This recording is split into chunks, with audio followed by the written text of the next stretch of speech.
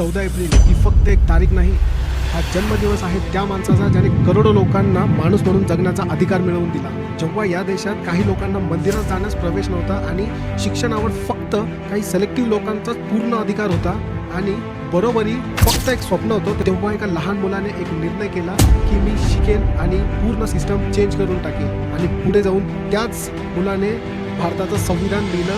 Doctor Babasaheb Ambedkar त्यांनी फक्त संविधान नाही लिहिलं, त्यांनी लोकांचे नशीब लिहिले. ज्या लोकांना कधी माणूसच समजून घेतलं जात नव्हतं, त्यांनी मजुरांची कामाची वेळ 12 तासांवरून 8 तास केली.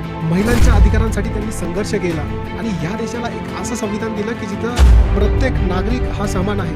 आज आपण शिकू शकतो, प्रश्न विचारू शकतो, सार्वजनिकपणे आपलं मत मांडू शकतो, आपल्या अधिकारांबद्दल बोलू शकतो.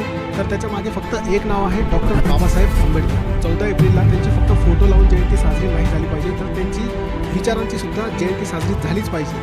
जय भीम.